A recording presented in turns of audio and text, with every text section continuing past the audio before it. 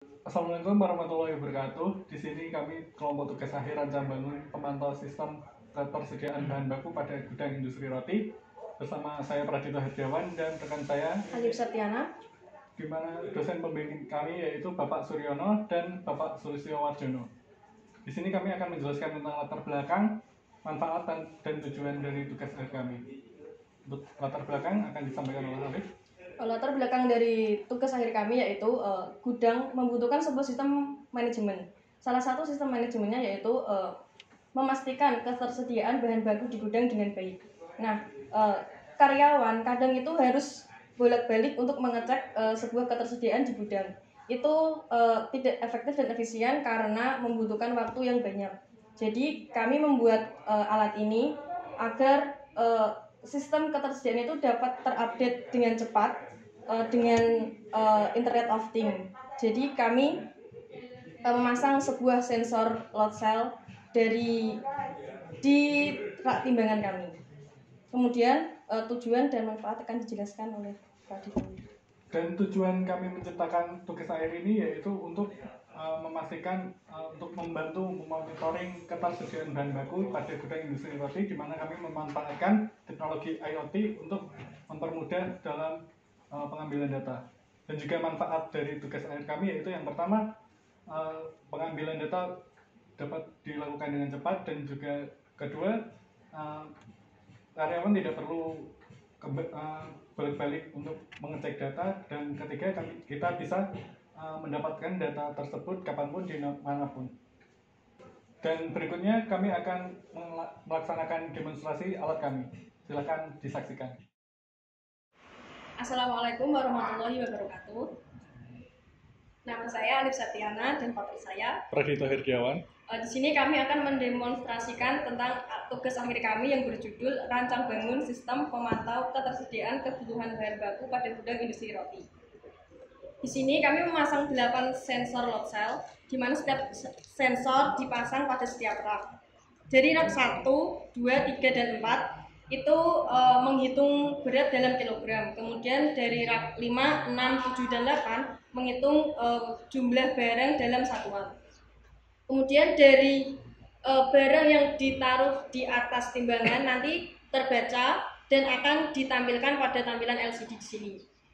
Tampilan LCD nanti di tampilan menu utama ada judul kami, kemudian ada waktu, hari, bulan, tahun, dan jam. Kemudian untuk geser untuk menu, nanti kami menggeser joystick. Nah, fungsinya joystick di sini untuk mengatur tampilan di LCD. Kemudian ada potentiometer, ini berfungsi untuk mengatur tingkat kecerahan pada LCD seperti ini. Kemudian ada tombol reset. Tombol reset itu fungsinya untuk men-set ulang dari tampilan di sini sama program. Misal ditekan. Kemudian kita mau mendemonstrasikan dari bandul-bandul yang ada di setiap rak. Semisal dari bandul 1 itu beratnya 200 gram. Nanti akan terlihat di sini. Nah, tadi habis diriset, jadi harus menunggu.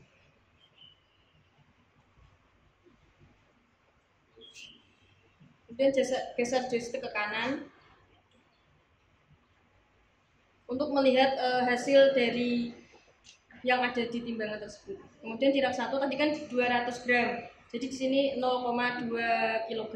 Ini soalnya kami ubah jadi satuan kilogram. Kemudian di rak 2 semisal ada ragi. Itu beratnya ada bandul 2 kg. Jadi di sini terbacanya tapi 2,02 kg. Dan seterusnya. Kemudian kalau geser ke kanan, itu ada hasil dari rak 5, 6, 7, sama 8. Ini tampilannya itu menghitung dalam jumlah satuan. Ini per misal rak 5 ada 10 buah. 10 buah berarti 1 kilo. Berarti ini beratnya satu barang itu 100 gram. Jadi kalau 1 kilo nanti ada 10 gram barang. Kemudian ada rak 6, 7, dan 8 itu sama kayak rak ini, rak 5.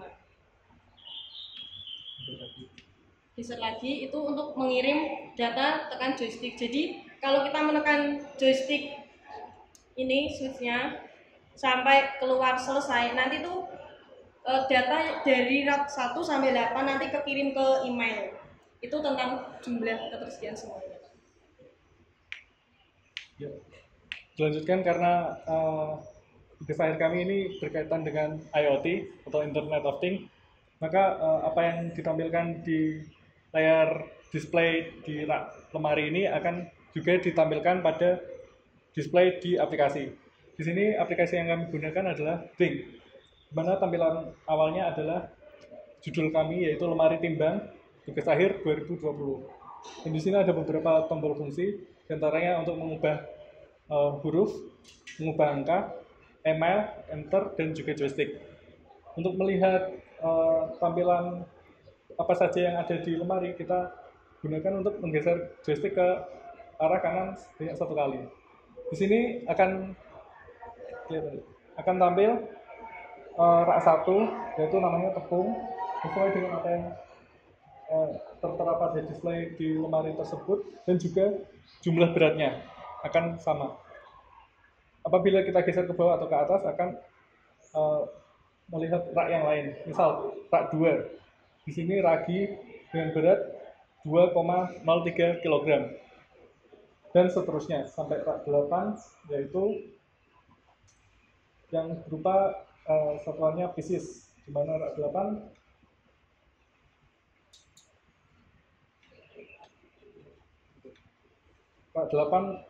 ada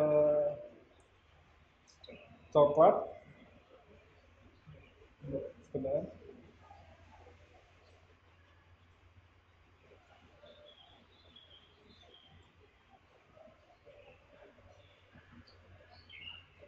coklat, dimana